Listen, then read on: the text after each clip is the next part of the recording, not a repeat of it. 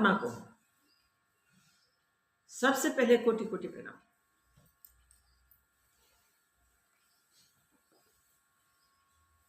जन्मों से, कहीं सदियों से, कहीं युगों से अपने आप से बिछड़े तब से जो अज्ञान ने हमको घेर लिया है, वो गुरु कृपा से, साथ साथ शास्त्र कृपा से और स्वयं के पुरुषार्थ से जब उसकी अनुभूति होती है, उसका प्रकाश होता है, तब वो युग युग से दुखी करता हुआ अज्ञान अंधकार आप ही आप नष्ट हो जाता है। फिर उसे नष्ट करने के लिए कुछ और उद्यम करने की आवश्यकता नहीं है, क्योंकि जिसके अस्तित्व से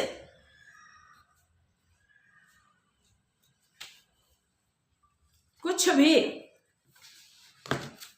खुद के सिवा नहीं बचता, उस अस्तित्व में स्थित होने से स्वयं ही स्वयं शेष रहता है, न और कोई बचता है, न हम बच सकते। इस आत्मा को जताने के लिए, समझाने के लिए गुरुदेव सर्वप्रथम इसको प्राप्त करने की थोड़ी युक्ति बता देते हैं। इनिशियल अभ्यास कैसा करना चाहिए वो बता देते हैं, उसमें त्याग की बात आती है। मुक्तिम इच्छसि हेतात विषयान विषम त्यज, विषयों को विश्व तुल्य समझ के उसका त्याग कर दे। क्षमा, आर्जव, संतोष आदि गुणों को अपने हृदय में संचित कर ले। सिर्फ इतना ही करना है और तो कुछ करना ही नहीं है। इतना करने के लिए अगर हम प्रबल पुरुषार्थ नहीं करते, हमारा अभ्यास का सातत्य नहीं होता है, तो वो भी जन्मों तक नहीं कर सकते। जब हम गुरु की बताई हुई युक्ति के अनुसार अभ्यास में रत नहीं हो जाते, तब तक हमसे जो पाना है वो नहीं पाया जाता। मगर जो पाके गुरु के पास वापस जाता है और गुरु के शरण में बैठकर अपने अनुभव को प्रकट करता है, तब गुरुदेव उसे बराबर सुन लेते हैं। जब शिष्य का गुरु आज्ञा से किया हुआ अपना अनुभव का बयान पूर्ण होता है, तब गुरुदेव उस एक एक श्लोक को, एक एक अनुभव गाथा को पकड़ के उसकी दृढ़ता कैसी है वो देखने के लिए, अभ्यास अलग बात है और दृढ़ता अलग बात है। मैंने अभ्यास किया, वो हम बोले उस अभ्यास में हम दृढ़ स्थित है या नहीं, वो हम न भी समझ सके। वो तो जब परिस्थिति हमें तब पता चले, बदलती हुई परिस्थिति में हम चलित होते हैं, तब गुरुदेव वहां में पकड़ लेते हैं। और चलित नहीं होते हैं तो गुरुदेव समझ लेते हैं कि अब बहुत देर है, उसको उसकी दृढ़ता के लिए इसको कहते हैं बहुत है आपके पास, फिर भी तुम जो कहते हो वो बात की दृढ़ता कितनी है, किस प्रकार है, वो जानने के लिए उस पर वाक प्रहार करते हैं। वो अनुभव को लेके ही उसमें से गुरुदेव शिष्य की कसौटी करते हैं। जैसे सुवर्ण में से गहने बने तो उसमें और कोई धातु मिलाई जाती है। वो धातु कितने प्रमाण में और कौन है, वो देखने के लिए स्वर्ण को तपाया जाता है, गलाया जाता है। स्वर्ण जब तपते तपते लय हो जाता है, गल जाता है, तब स्वर्ण और मिश्रित धातु दोनों अलग हो जाते हैं।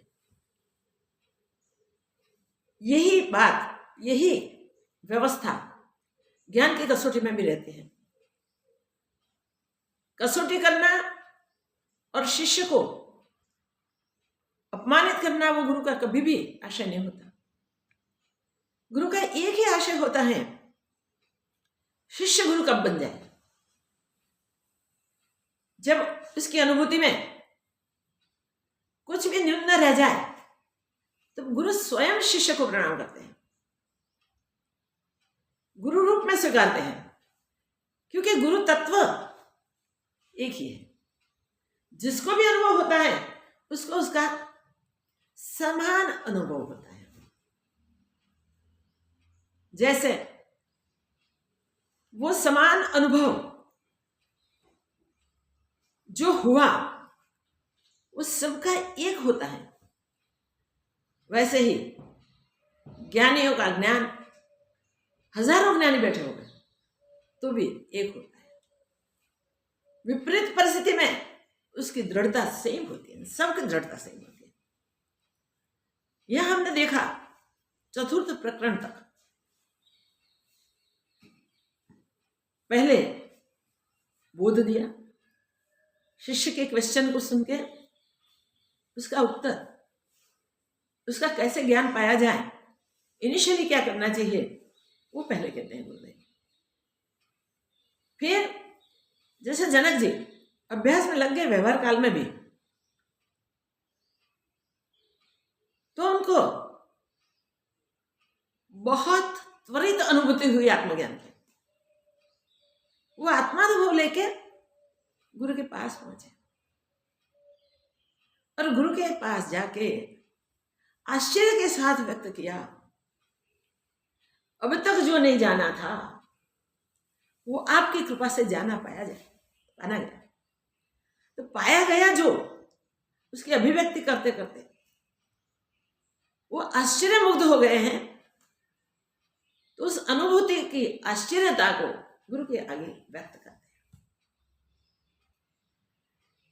ये पूरा अनुभव सुन के अष्टावक्र जी महाराज कई क्वेश्चन करते हैं। जितने जितने अनुभव जनक जी ने बताए, उस अनुभव की दृढ़ता देखने के लिए ये सब आक्षेप किए हैं, आरोप किए हैं, प्रश्नों के रूप में किए हैं। तो अगर शिष्य थोड़ा भी कच्चा होता है तो वहां से छोड़ के भाग जाता है। गुरुदेव के जो वाक प्रहार है वो सह नहीं सकता, मगर जिसको अनुभव हो गया है उसके लिए तो मैं तो का भेद ही मिट गया, गुरु शिष्य का भेद भी मिट गया। मगर गुरुदेव की अनहद कृपा है वो शिष्य समझता है। इस अनहद कृपा को स्वीकार करके वो अपने आप की जांच भी करता है कि कितनी दृढ़ता है, मेरी दृढ़ता कितनी है। और गुरुदेव की एक कृपा, मैं धन्य हूं, कितनी बड़ी कृपा मुझ पर कर रहे हैं। उनको अपने को तो कुछ चाहिए नहीं मेरे पास, फिर भी मेरे में कोई क्षति न रह जाए, मेरी जानकारी में कोई गलती न रह जाए, मैं देहाध्यास में ना आ जाऊं, जगत आडंबर को देख के मैं कहीं खींच न जाऊं। ऐसे सोचते सोचते गुरु के वाक प्रहार को सुनते हैं। उसके बाद वो धन्यता का अनुभव करते करते, गुरु कृपा का अनुभव करते करते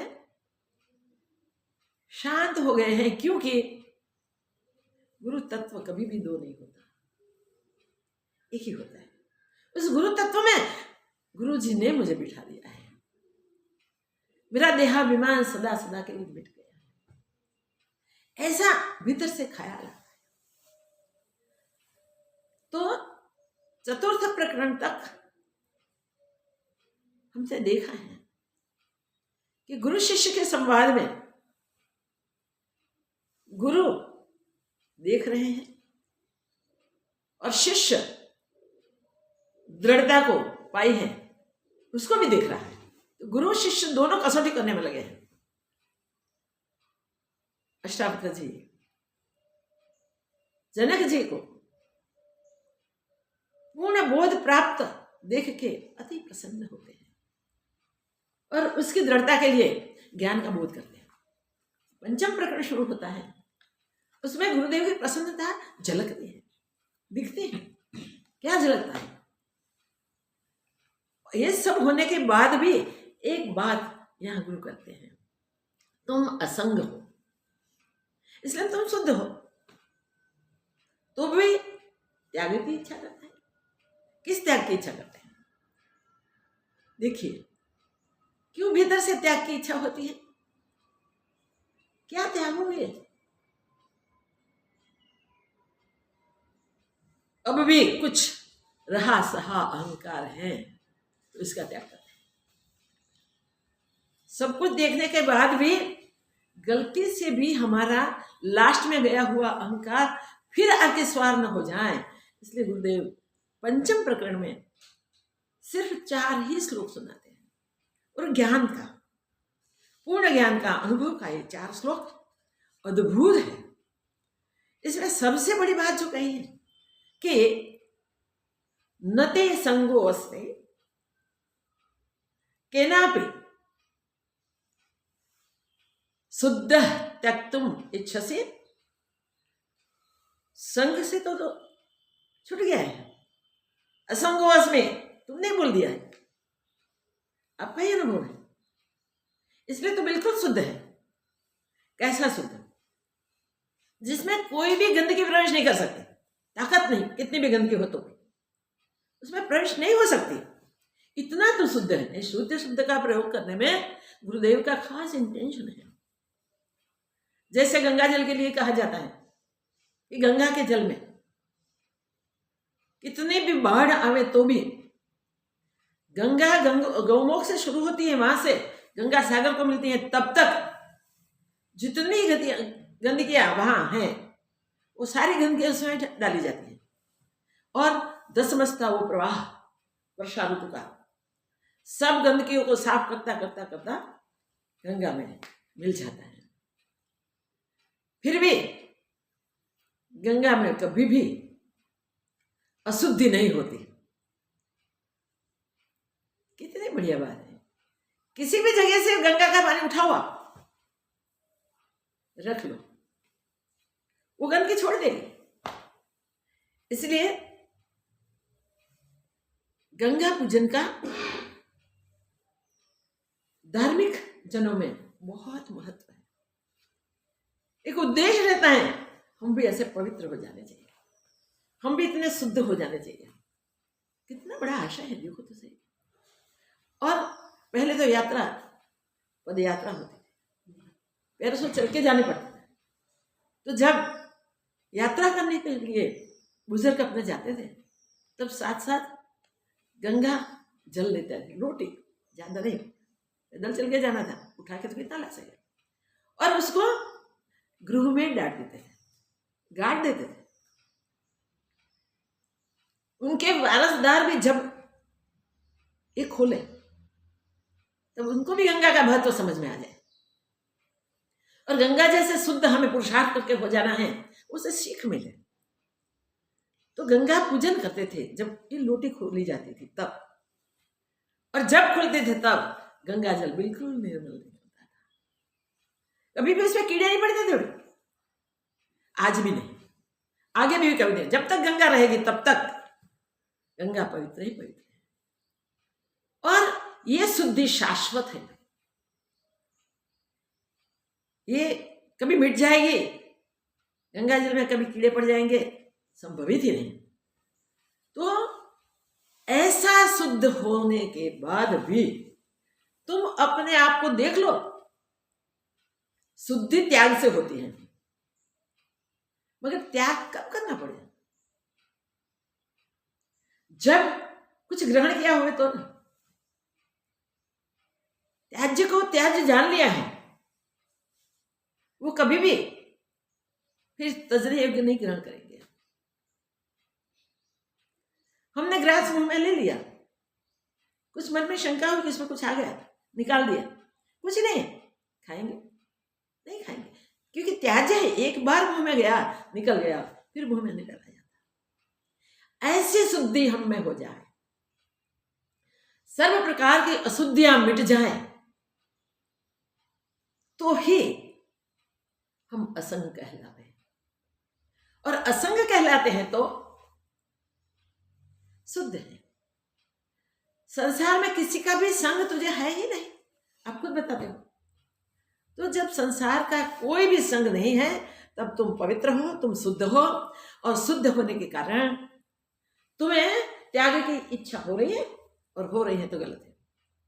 फिर भी होती है कि कुछ त्यागना, बाकी तो नहीं रह गया ना, ऐसा कोई विचार आता है तो जरूर देहात,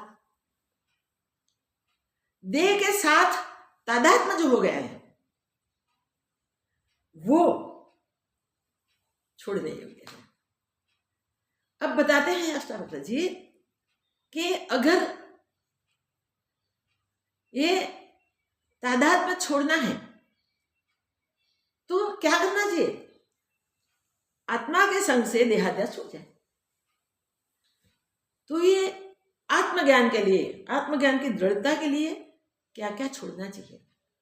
सबसे पहले वो बताया देह का, पंचभूतात्मा के पुतला है, पांचों भूत के पुतलों को आत्मा रूप मान लिया है, वो सबसे भारी गलती, उसका त्याग करना है। कितनी सुंदर बात बताई। अगर गलती कहीं भी रह गई है तो देख लें, देहाभिमान का त्याग करते हैं। देहाभिमान क्या है तू समझता है, यहां तक पहुंचा है, इतना अनुभव किया है, तुझे पता है पृथ्वी जल तेज वायु और आकाश के पंचभूतों से सब देह बने हैं। स्थावर जंगम सब कुछ भूतात्मक ही है, और भूतों से ही उत्पन्न हुए हैं। भूत शाश्वत नहीं है, भूत नाशवत है। तो ये शरीर नाशवत है ऐसा समझ के उसका त्याग करते हैं। कैसे त्याग किया जाए? त्याग कैसे किया जाए? देह अभिमान का त्याग, देह को आत्मा मान लेने की गलती जो होती है तो पूर्णता नहीं है, शुद्धता नहीं है। तो सोच समझ के वो शुद्धता के लिए आत्मज्ञान को दृढ़ कर ले। मैं शरीर नहीं, मैं आत्मा हूं, जो शाश्वत है, जो नित्य है, जो सत्य है, जो सदैव है, सर्वरूप है, सर्वाकार है। तो जिसको समय की बाधा नहीं, जिसका कोई आकार नहीं, फिर भी वो निराकार भी नहीं है, सर्वाकार है। आत्मा के कई लोग कहते हैं निराकार ब्रह्म और साकार ब्रह्म, हम सब कहते हैं। निराकार ब्रह्म क्या है वो जाने बिना निराकार ब्रह्म का कि उसका आकार नहीं है, उसका पुतला नहीं है, तो कभी फिर से देह में ममत्व होने की संभावना है। जब तक परिस्थिति में से हम पसार नहीं होते,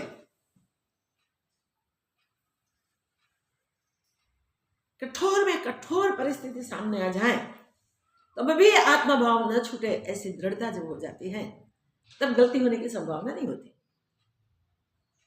नहीं तो हम असंगो असि अद्वैतो असि ये सब बोल सकते हैं, अज अविनाशी अपने को कह लेते हैं, अगर परिस्थिति के समय पता चले, जैसे संतों को कई कष्ट प्राप्त हुए हैं, ज्ञानी संतों को भी बहुत सहना आया है। ऐसे संत जो पूर्ण ज्ञानी है वो कभी भी परिस्थिति से चलित नहीं होते हैं। प्रत्यक्ष मृत्यु खड़ा है तो इसे ब्रह्म ही समझते हैं, उसे अभिन्न आत्मा ही समझते हैं। ये दृढ़ता देखने के लिए यहाँ अष्टावक्र जी महाराज हमें बोध देते हैं, हमें कहते हैं जानो, सोचो, विचार करो, अभ्यास करो और निश्चय कर लो, दृढ़ता करो। तो असंग हो, तुम असंग हो इसलिए शुद्ध हो, और शुद्ध हो इसलिए तुम्हें संघात विलय कुर्बन। कितनी बड़ी बात कही। इसलिए तुमको सारे विश्व को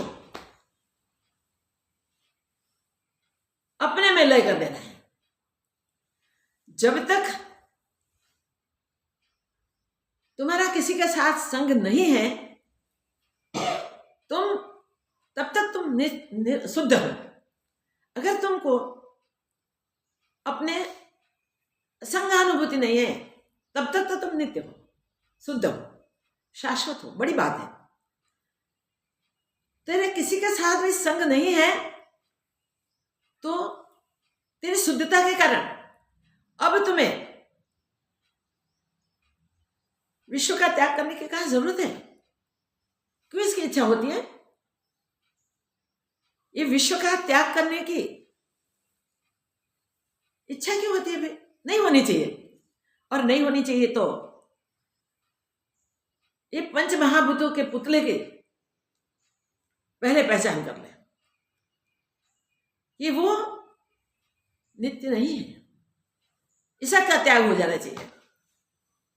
कितनी बड़ी बात बता दी कि पंचभूत के इस शरीर को मैं हूं ऐसा गलती से भी न मानो। कैसी सी परिस्थिति से शरीर के साथ जो तादात्म्य पहले था वो वापस ना आ जाए, इसलिए सावधान हो जाओ।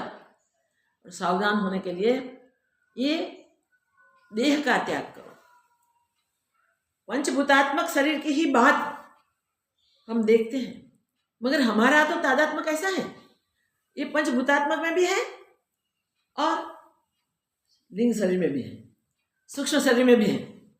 इसलिए तो सूक्ष्म संस्कार ये लेके जाता है, जीवात्मा सूक्ष्म संस्कार लेके जाता है और ये लेता है, इसलिए फिर पंचभूतात्मक उत्पन्न होता है। याद रखो, त्याग कर कहां तक क्या त्याग करना है शरीर का?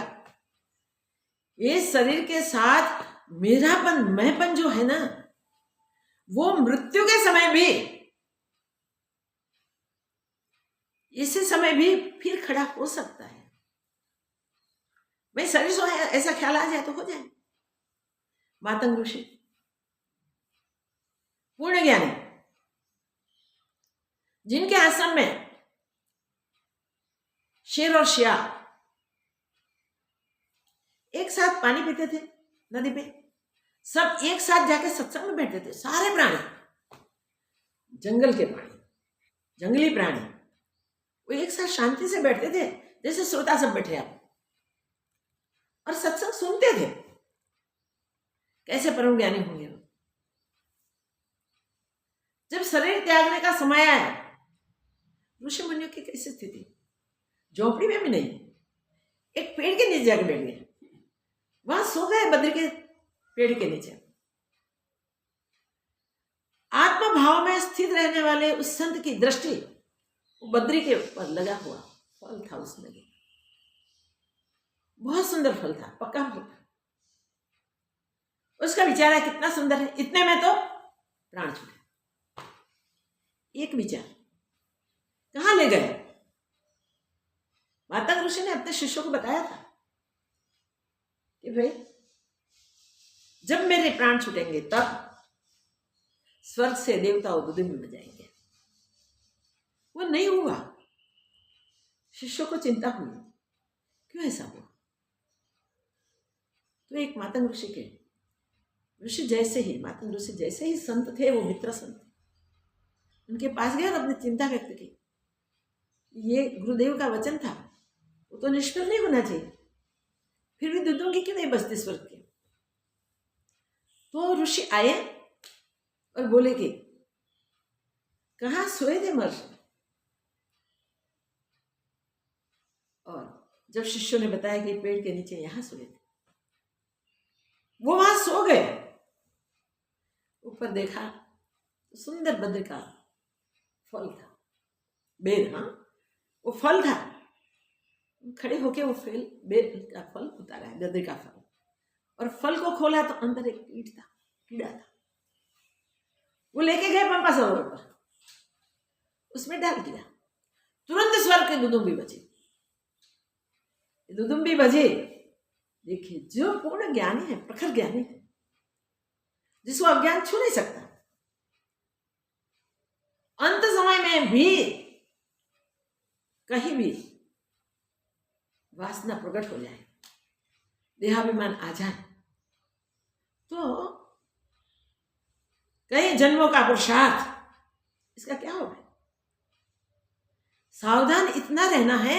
यहां अष्टावक्र जी ने बड़े सावधान करने के लिए बात की कि भाई ऐसे पांच महीने ने कहा है, गंगा सती ने कहा है, भाड़ी रह गया पछी तरपत न थाऊं पानबाई अधिक राखो उल्लास से। तुमने देख लिया, स्वर्ग का ज्ञान हो गया तुम्हें, फिर भी तृप्त नहीं होना।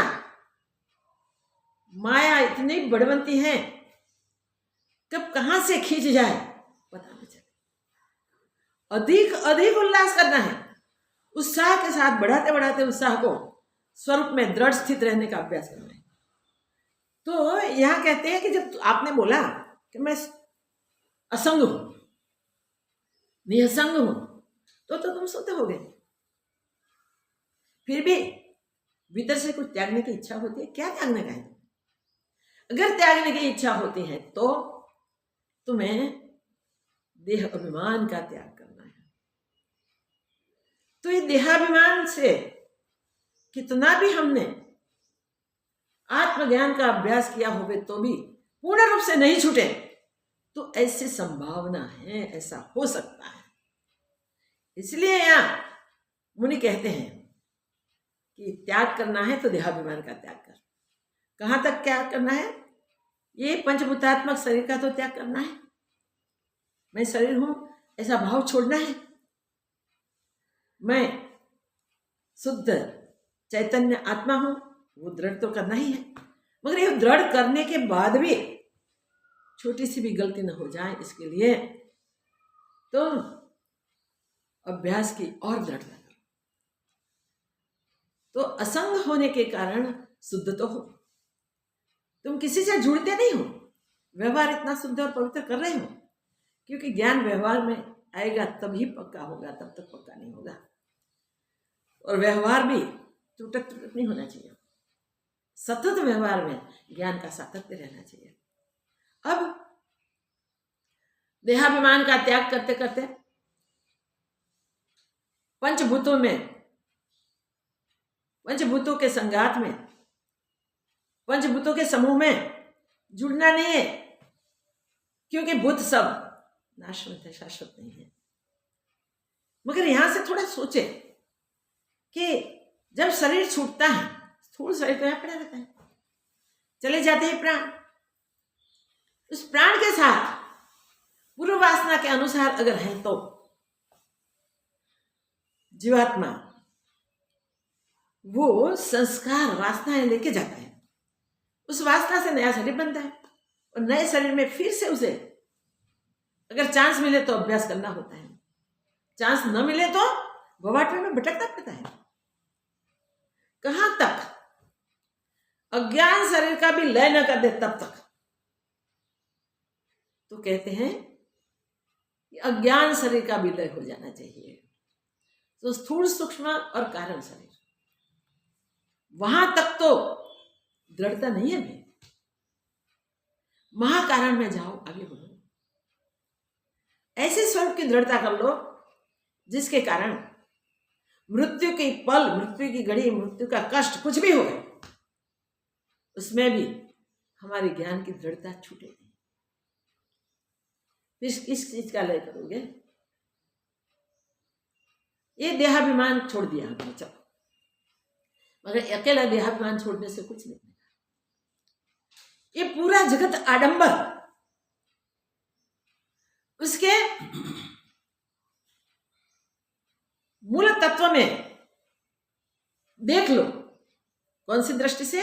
ब्रह्म दृष्टि से, मूल दृष्टि से। तो अधिष्ठान आत्मा में जो हमने ये विश्व का आरोप कर रखा है, विश्व का हमने स्वीकार किया हुआ है, उसी में से उत्पन्न होता है, उसको ही देखते हैं। तो उस आधार में उसको लय करते हैं, उस आधार को आधे में लय कर देते हैं। तो सब ब्रह्मरूप देखने का शुरू कर दे, व्यवहार में भी ब्रह्मरूप दिखना चाहिए। लास्ट हमने इसके विषय में चर्चा काफी की थी। फिर भी ऐसा ज्ञान है कि जिसके लिए, उसकी दृढ़ता के लिए बार बार बार बार बार बार सतत अभ्यास करना चाहिए। गुरुदेव हमारी दृढ़ता देखते हैं और कहते हैं कि भाई शरीर के साथ तादात्म्य जो कर लिया है उसका त्याग करते हैं। अब आत्मा पे जो जगत का आरोप किया है, उस जगत के आरोप को देखते हुए भी, जानते हुए भी, इसमें कार्य करते हुए भी उस आत्मदृढ़ता नहीं छूटनी चाहिए। तो कब ना छूटे? जब उसको रहने ही ना देवे तब। तो कहते हैं कि उसका लय कर दे। लय हो जाए तो फिर तो उठने वाला है नहीं। 1000 पात्र में पानी है, छोटे बड़े पात्र हैं, उसके नाम भी हैं। तो ये सब पात्रों के नाम से वो पानी पहचाना जाता है। मगर सबको इकट्ठा कर दिया तब भिन्ना भिन्नी सब छूट जाएगी। सब नाम आकार मिट जाएंगे, कुछ नहीं रहेगा भाई। अब दृढ़ता करने के लिए क्या किया? जो गांठ थे, जो आकार थे, वो आकार के बाद भागे करते और सबको एक रूप कर दिया। तो सर्वारूप सर्वरूप वो जो स्वरूप है अपना, उसी का स्वीकार करके उसी में ही सारे जगत आडंबर को लय कर दो, मिला दो सदा सदा के लिए। उसका ऐक्य सिद्ध कर लो। इसका ऐक्य ऐसा होना चाहिए कि जिससे कभी भी द्वैत ब्रह्म होवे ही नहीं। ऐसा मैं अद्वैत आत्मा हूं, वो दृढ़ता हो जाए। जब तक वो दृढ़ता नहीं होती तब तक अनुभव देखा है, शास्त्रों से सुना है, अपने अनुभव से भी देखा है, गुरुदेव की शिक्षा भी है, मगर हमने पूर्ण रूप से उसे प्रमाणित नहीं किया तो गलती हो सकती है। तो यहां कहा कि देह अध्यास का त्याग करो, फिर सारे विश्व को, देह को आत्मा जान के देहाभिमान छूटता है, और फिर सर्व विश्व को आत्मा जान के उसका लय किया जाता है।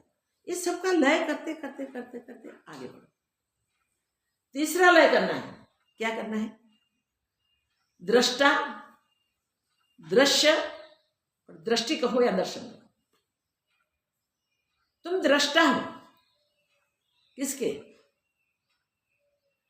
तुम दृश्य भी हो किसके? और दृष्टि भी तुम्हारे पास है किसके?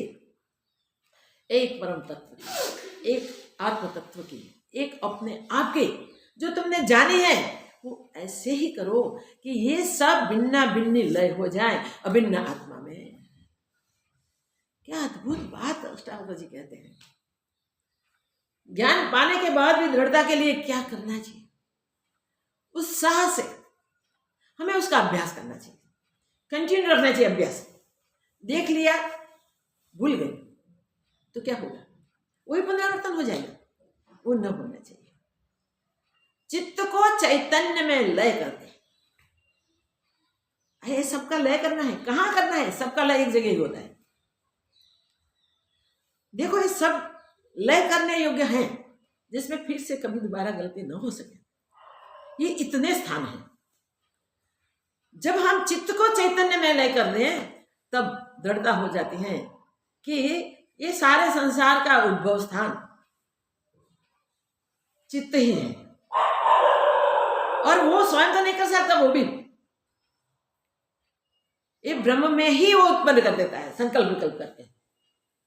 तो ऐसा जो चित्त है, जिसकी वृत्तियां अनेक अनेक है, गणित है। एक को दबाते हो तो दूसरी उठती है, दूसरी को दबाओ तो तीसरी उठेगी, और गणित है, वो कार्य करता ही रहता है चित्त। तो इस चित्त को चैतन्य समझा दो। चित्त भी चैतन्य ही है, ऐसा अनुभव तुम्हारा अपना है। उसकी दृढ़ता करने के लिए अपने चित्त को ही लय कर दो चैतन्य में। क्या अद्भुत बात बताई। चैतन्य में उसको लय कर दो, और लय हो गया सर्व प्रकार से, तो त्याग किसका करोगे? संसार का त्याग करने को जाओगे तो संभवित नहीं है भाई। चलो, तुम बड़े पद पे हो, अरे राजा महाराजा हो, और वैराग्य हुआ, सब कुछ त्यागने की इच्छा हुई, तो तुम कहो कि मैं राज छोड़ देता हूं, मैं पुत्र परिवार को छोड़ देता हूं, धन वैभव को छोड़ देता हूं, कीर्ति पद प्रतिष्ठा को छोड़ देता हूं। ये सब छोड़ने की भावना हुई, और छोड़ भी दिया तुमने, तो ये सब छोड़ा जाता है। जगत के पूरे जगत को छोड़ सकते हैं। और सब दृष्टांत लो, सब हम देखेंगे तब। हमारा हमारा करके जो हमने इकट्ठा किया है, हमारे संकल्पों से जो हमने खड़ा किया है, वो सब हम त्याग सकते हैं। मगर उस समय जो राग बना हुआ है, कहीं जन्मों का अभ्यास बना हुआ है, वो राग रह जाता है, जो ज्ञान में बाधक है। तो ये राग को त्यागना, ये चित्तित करना है सब, इसको त्याग दे। कहां कहां राग रह जाता है, कहां कहां वासनाएं बनती हैं, देख के उसका त्याग करो। कैसे आशाएं उठती हैं, जांच करो। तो ये सब के त्याग के लिए जो अभ्यास हुआ है, उसके आधार पे चित्त का ही लय कर दो। त्यागना मीन्स छोड़ना पकड़ना नहीं है, अभी छोड़ दिया फिर पकड़ लिया, नहीं। ऐसा त्याग हो जाना चाहिए कि वो बचे ही नहीं। वो त्याग का भी, त्याग से महात्याग कहते हैं। तो महात्याग करने के लिए अष्टावक्र जी महाराज जनक महाराज को कहते हैं, और उसमें जनक महाराज की दृढ़ता है, इसलिए उन्होंने बोला है कि मैं असंग हूं। असंग हमेशा शुद्ध होता है, हमेशा पवित्र होता है। फिर भी गुरुदेव पुनरावर्तन करवाते हैं। व्यवस्थान जहां है वो व्यवस्थान दिखाते हैं। चित्त का चैतन्य में लय करते हैं। जब तक चित्त बचता है, तब तक वो वृत्तियां उठती रहती हैं, जिसको हमेशा जगदाकार होने की, जिसको हमेशा विषयाकार होने की आदत है, उसको संपूर्ण रूप से मिटा न दे, तब तक तो वो उठेगी नहीं। और उठेगी तो मिटाने के लिए अभ्यास भी करना पड़ेगा। कई दृष्टांत इसके हम संसार में देखते हैं कि वैराग हुआ, सब कुछ त्याग के चले गए, फिर कुछ समय के बाद पश्चाताप हुआ। ये कच्चा वैराग होता है, पक्का वैराग नहीं होता।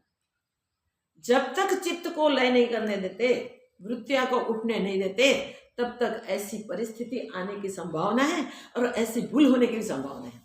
इसलिए सब छोड़ो, यही समझाते हैं, यही बताते हैं, अष्टांग का यही संदेश है कि ऐसा अभ्यास दृढ़ होना चाहिए कि कभी भी फिर चित्त उठे ही नहीं। आकाश से बूंद गिरा, सागर में गया, तो उसका नाम सागर हो गया। जब तक बादल से गिरा नहीं था, तब तक बादल का जल था। बीच में बूंद होके गिरा तो सागर हो गया। नदियां हमेशा दौड़ती रहती, हमेशा दौड़ती रहती, हमेशा दौड़ती रहती। ये दृष्टांत हमें बराबर समझना चाहिए। हम जानते हैं और अपना जो भी है वो सागर को अर्पण कर देते हैं। ऐसी वृत्तियां भी दौड़ती रहती है, नदियां की तरह वृत्तियां भी दौड़ती रहती है। उसको ब्रह्म में विलीन कर दें, लय कर दें, तो फिर वो भिन्न नहीं दिखाई देती कभी भी। फिर से कभी भी वो नदी का जल नहीं कहलाएगी। हम भी जो जीव भाव, देह भाव लेके बार बार गलतियां करते हैं, देहाध्यास के कारण, आत्म अभ्यास होते हुए भी अनात्म भाव उठ जाता है। वो न होवे इसलिए अपने मैंपन को ब्रह्म भाव में विलीन कर दो, समा दो, समाहित कर दो। करना यही है भाई। क्या करना चाहिए? कुछ और नहीं करना है भाई। ये भूतों का समूह तुमने पता दिया, खत्म कर दिया, तो अज्ञान मिटने की शुरुआत हो गई। त्याग किया, करते करते सारे जगत का त्याग किया, सारे संसार का त्याग किया और देह का अभिमान का भी त्याग किया। फिर भी जो राग रह जाता है विषयों की ओर, जो आकर्षण होता है, उसका फिर से होना संभवित है। वो न होवे इसलिए मैं असंग आत्मा हूं, ऐसा आपने बोला है। कभी भी वो न उठे, वहां तक चित्त का लय कर दो। इस सब का लय करना है। 4 प्रकार से ज्ञान की दृढ़ता कैसे होती है इस श्लोक में बताया है, शॉर्ट में बता दिया। ब्रह्म भाव में जो तुम्हारा अपना रूप है उसमें स्थित हो जाओ, तो जो ब्रह्मांड है वो ब्रह्मांड ब्रह्म में से ही उत्पन्न हुआ। और तो कुछ स्थायी नहीं किसमें से उत्पन्न हुए, ब्रह्म में से ही उत्पन्न हुए। उसको ब्रह्म में मिला दो, ब्रह्म में। ब्रह्म सर्वाकार है, सर्वरूप है, और वो मैं हूं, तो मैं भी सर्वाकार हूं, सर्वरूप हूं, और मेरे शिवाय कुछ नहीं है। अद्वैत ज्ञान, कितनी निष्ठा का ज्ञान है। इस श्लोक में वहां बताते हैं कि ये जब त्याग हो जाएगा तब क्या होगा, कैसा होगा। तो जैसे उदितो विश्वम वारिधि इव बुद्बुदः, उदिते भवतो विश्वम,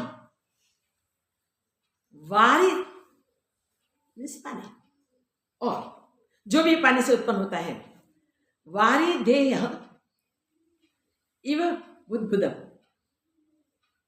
तो ये वारी से जो बुद्बुदे होते हैं, तरंग उछलते हैं, चक्रादिक होते हैं, ये सब जो भी होते हैं वो सब वारी के शिवाय कुछ नहीं है, पानी के शिवाय कुछ नहीं है, पानी ही है। तो बुद्बुदे में भी तुम पानी देखो, तरंग में भी तुम पानी देखो, चक्रादिक में भी पानी देखो, छोटे बड़े जलाशयों में भी पानी देखो,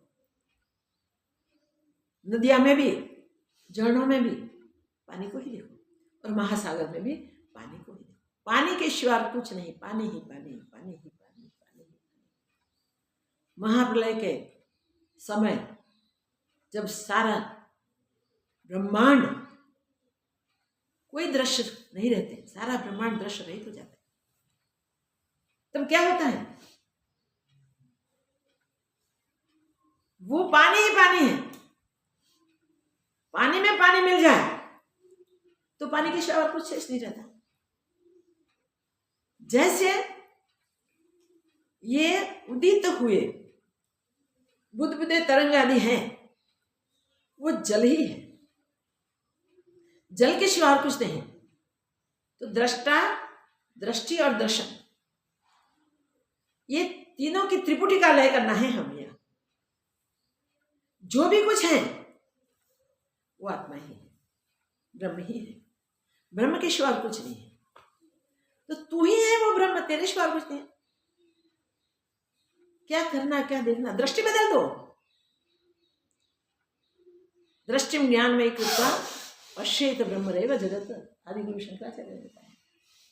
दृष्टि ज्ञान में हो जाएगी तब सारा संसार तुम्हें ब्रह्मरूपी भाषित होगा। तो ब्रह्म दर्शन का अभ्यास बहुत जरूरी है। और दर्शन में 3 बात होती है। सामने दृश्य होना चाहिए, दर्शन करने वाला होना चाहिए, देखने वाला होना चाहिए, और देखने की दृष्टि भी होनी चाहिए। ये त्रिपुटी इस संसार में क्या है? जो संसार को सत्य मान के बैठा है उसके पास ब्रह्म दृष्टि है? नहीं है। जो संसार को सत्य मान के बैठा है उसके पास ब्रह्म दृष्टि नहीं है, तो क्या ब्रह्म नहीं है? ब्रह्म ही है, मगर दृष्टि नहीं है। इसलिए दृष्टि का भी लय करना है। दृष्टा जो देख रहा है वो है, दृश्य ब्रह्मांड है। तो जब तीनों का लय हो जाएगा तब ब्रह्म दर्शन होगा। जब इस प्रकार दृढ़ता करेंगे हम तब गलती नहीं होगी, नहीं तो गलती होने की संभावना है। और इसके लिए करना क्या है? जो संसार ब्रह्म खड़ा करता है वो है मन, वो है अपना चित्त। उस चित्त का लय कर देना चाहिए। वृक्ष को ऊपर से काट दो तो वृक्ष फिर उगेगा, फिर होगा, मगर जड़ से निकाल दो फिर नहीं होगा। तो जड़ से अपने अज्ञान को निकालना है, देहाध्यास को मिटाना है, ब्रह्म अभ्यास को कंटिन्यूस करना है, सतत करना है। इस प्रकार दृढ़ता को प्राप्त कर लेनी है। जब दृढ़ता को इस प्रकार प्राप्त करने के लिए ये 4 युक्तियां हमें दी हैं। 4 युक्ति में एक ही बात है कि जो जो भिन्न दिखता है, स्थावर जंगम जो भी दिखता है, जो भिन्न आत्मा से जो भिन्न दिखता है उन सबको आत्म रूप जान लो, दृष्टि में ऐक्य ला दो। अद्वैत हो तुम अनेक नहीं हो सकते हो। तो इनमें द्वैत भाव भी नहीं आना चाहिए। कब नहीं आएगा? जब हमारा चित्त एक ब्रह्म भाव में दृढ़ स्थित हो जाएगा। उसको स्थित करने के लिए तुम्हें क्या करना है? 4 प्रकार से अभ्यास करो। जो भी दिख रहा है उसको ज्ञान से मिटाओ, इसकी स्थूलता नहीं मिटेगी। उसका दृश्य जैसा है वैसा ही दिखेगा।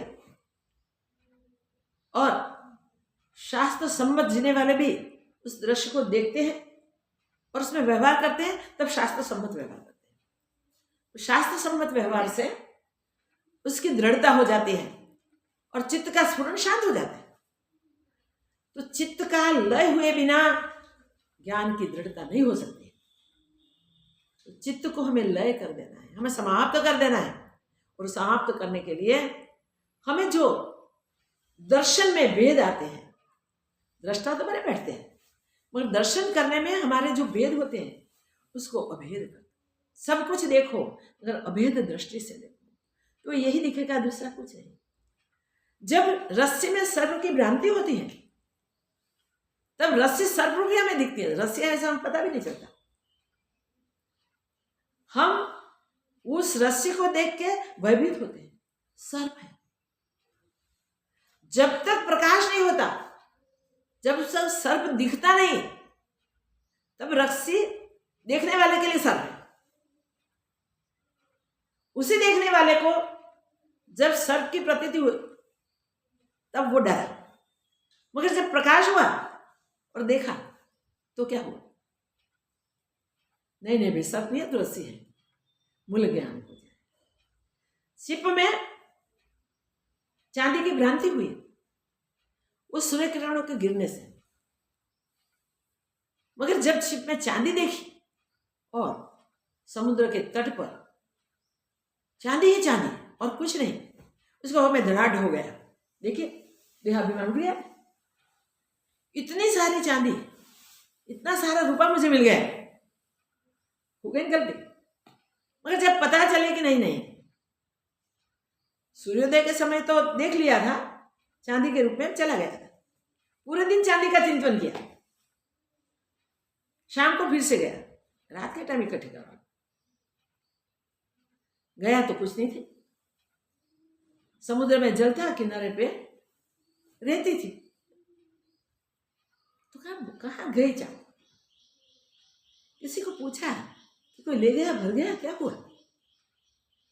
तो जो जानकार है उसने बताया कि भाई यहाँ चांदी कैसी, ये छिपले पड़े हैं ना सारे, कितने छिपले देखते हो तुम, छिपले देखते हो, रेती है, छिपले हैं, आगे जाओ तो जल है, चांदी यहाँ नहीं है।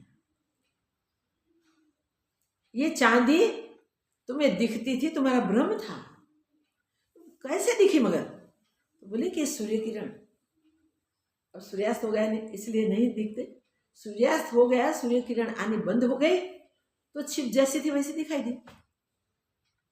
छिप पे जो आरोप कर दिया था चांदी का, आडंबर का, देखिए वो जब लय हुआ तब पता चला। इस प्रकार हमें लय कर देना चाहिए। लय नहीं करेंगे तो भ्रांति से हम भटकते रहेंगे जन्मों तक। अमास की रात्रि है, घोर अंधेरा है, आप जंगल में कहीं गए हुए हो, अब अंधेरा मिटाने के लिए साधक हो तुमको होता है कि हम जप करें, हम जप करते रहे, यहां बैठ जाए, अंधेरा की निवृत्ति हो जाएगी। बैठ गए, तुमने जप किए, धैर्य नहीं रहा था, बीच में थोड़ी नींद भी आ गई होगी, कुछ भी हुआ होगा, ऐसे करते करते रात्रि पसार हो गई, तो सूर्योदय के अंधकार को मिटाना पड़ा, आप ही आप चला गया। ऐसे ही अज्ञान आप ही आप चला जाता है। जब हम दृश्य को ब्रह्म भाव में ले आते हैं तो ब्रह्म में उसका लय कर देते हैं, क्योंकि ब्रह्म के सिवा और कुछ है ही नहीं, ऐसी दृढ़ता कर लेते हैं, और दृढ़ता के अनुसार हम व्यवहार करते हैं, अभ्यास करते हैं। तो यही दृढ़ अभ्यास के कारण कैसी भी भ्रांति सामने हुए तो भी हमारा अभ्यास कभी भी बदलता नहीं है, क्योंकि हम अबदल आत्मा होके देख रहे हैं। तो दृष्टि बदल के हम अबदल आत्म भाव में आ जाए। एक ही एक ब्रह्म कहीं आकारों में, कहीं रूपों में दिखे। पहले बताया था 4 प्रकार के जो भी भूत जात हैं वो बटी हुई है। उस भूत जाति में सबके भिन्न भिन्न नाम है, भिन्न भिन्न गुण है, भिन्न भिन्न आकार है, सब है। पर ब्रह्म दर्शन होते कोई प्रकार रहेगा नहीं होगा, ब्रह्म ही ब्रह्म है, ब्रह्म के सिवा और कुछ नहीं है। वहां तक हमें अपने चित्त को लेकर देना है कि वो विलीन न हो जाए, वो शांत न हो जाए। तो कहते हैं इस प्रकार अभ्यास की दृढ़ता से तुम ब्रह्म भाव प्राप्त कर लो, और उससे से ही तुझे मोक्ष मिलेगा, उससे से ही तुझे मुक्ति मिलेगी। मुक्ति का साधन यही है, और बंधन का कारण हम ही हैं। हमारी भ्रांति ही हमको बंधन में डालती है, और भ्रांति में आने के बाद जब जिज्ञासा जगती है तब त्याग भी नहीं करना पड़ता। भाई जिज्ञासा जगती है और हम इस अध्यात्म मार्ग के प्रवासी बन जाते हैं, कंटिन्यूस उसका अभ्यास, दृढ़ अभ्यास करते रहते हैं। शास्त्रों के आधार से, गुरुजनों की कृपा से हम अनुभव के लिए ही आतुर होते हैं। तब हमारा चित्त जो वैविध्य उत्पन्न करने वाला है, जो भिन्ना भिन्नी करने वाला है, जो हमें भ्रांति में डालने वाला है, वो चित्त ही स्वयं लय हो जाता है। चित्त ही नहीं रहा, चित्त को चैतन्य में लय कर दिया। जब चित्त को चैतन्य में लय कर देते हैं तब हमें परम शांति, परम विश्रांति मिल जाते हैं। तो मोक्ष को प्राप्त, जन्मों के बंधन को काट दिया। करना तो सिर्फ इतना ही, इससे ज्यादा कुछ करना नहीं है। इतना करने में भी हमारे कहीं जन्म व्यतीत हो जाते हैं, क्योंकि ब्रह्म से बिछड़े तब से, अपने हृदय से ब्रह्म भाव छूटा, देह भाव जीव भाव आया, तब से हम जगत में डूबते गए, डूबते गए, डूबते गए, डूबते गए। अगर तो काकताली न्यायवत कोई महापुरुष ने भेंट हो जाए, अगर तो कोई सत शब्द हमारे चित्त में स्थिर हो जाए, अगर तो कोई शास्त्र की बात हृदय में स्थापित हो जाए, फिर हम उसके अनुसार पुरुषार्थ शुरू कर दें। महापुरुषों के शरण में जाके उसके सानिध्य नाते श्रवण करके उसके पास से वो जो कहे उसके अनुसार हम सतत व्यवहार करेंगे, तो हमारी भ्रांति धीरे धीरे धीरे मिटती जाएंगी। और एक दिन ऐसा आएगा, जैसे रात्रि धीरे धीरे धीरे पल पल करके व्यतीत हो जाती, पता भी नहीं चलता, वैसे ही हमारी भ्रांति प्रतीत ही नहीं होगी, दिखेगी ही नहीं, वहां तक की लय हो जाएगी। तो ये अद्वैत आत्मा होने के बाद भी हम द्वैत ब्रह्म में जो गिर गए हैं, वो हमारे दृष्टि के भेद से, अभ्यास की अपूर्णता से, हम राग द्वेष के बचे हुए संस्कारों को पकड़ के रखते हैं, वासनाओं को लेके भटकते हैं। तो ये सब भूल गलतियां होती है। अगर मनुष्य तन है, उसमें आत्म अभ्यास हो सकता है, ब्रह्म अभ्यास हो सकता है, और ब्रह्म सब कुछ है, सब कुछ ब्रह्म ही है, ब्रह्म के सिवा कुछ नहीं है, और वो ब्रह्म मैं हूँ। ऐसी दृढ़ता करने के लिए अपना देहाभिमान को लेकर देना है, अपने दृष्टि का भी लेकर देना है। देखिए, जो भी हम देख रहे हैं वो ब्रह्म ही है, ऐसा निश्चय कर लेना है। हमारी वृत्तियां को जो बार बार उठती हैं और बार बार संकल्प विकल्पों से भिन्न भिन्न आकार खड़ी करती हैं, उसको ही ब्रह्म भाव में, अद्वैत भाव में लेकर देनी है। जैसे जैसे हम पिंड ब्रह्मांड का भेद मिटाने के लिए अभ्यास करते हैं, कोशिश करते हैं, प्रयत्न करते हैं, और कैसे वो अभ्यास बिल्कुल टूटे बिना सतत होना चाहिए। ज्ञान को सुना, अभ्यास करके जाना, जानने के बाद व्यवहार में दृढ़ किया, और व्यवहार की दृढ़ता के बाद अपने आप की खुद की कसौटी करते रहना चाहिए, जिससे फिर दोबारा ये हो ही न सके।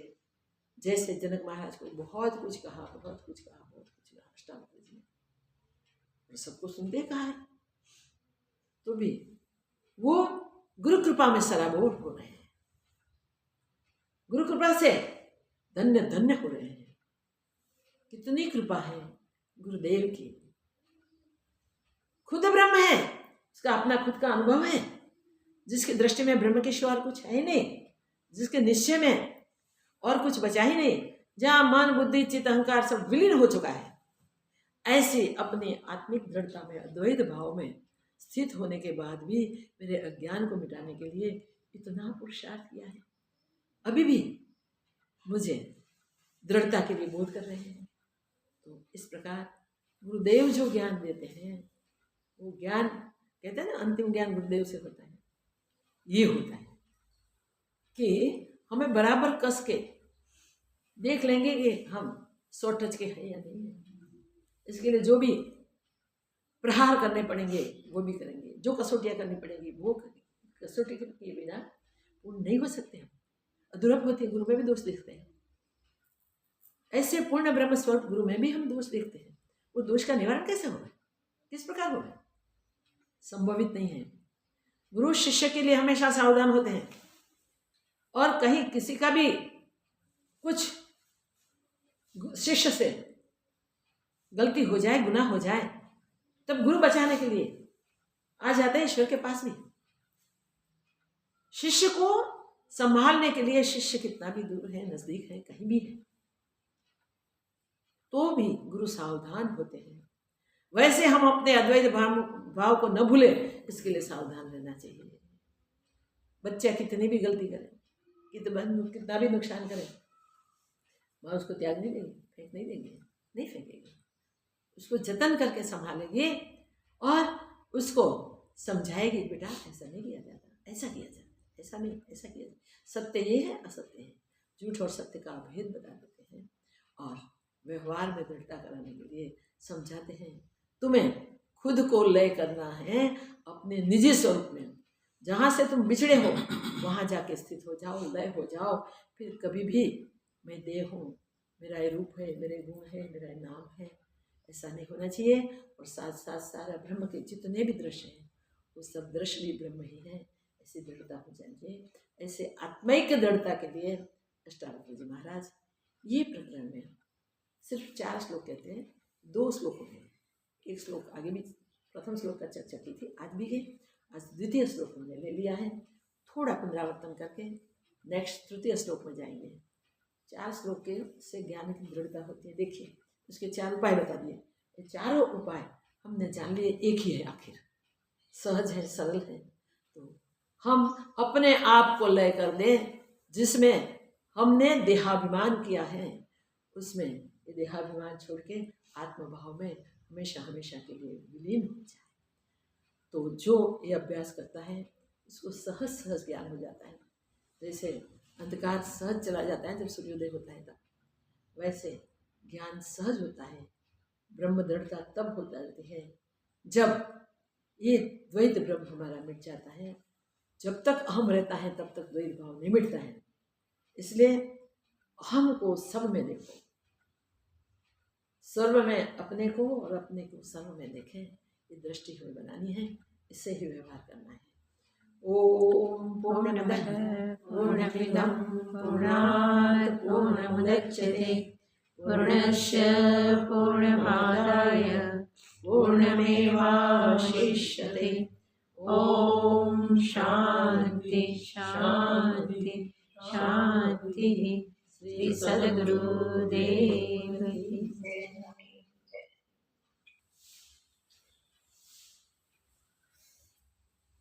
आंखों છે ને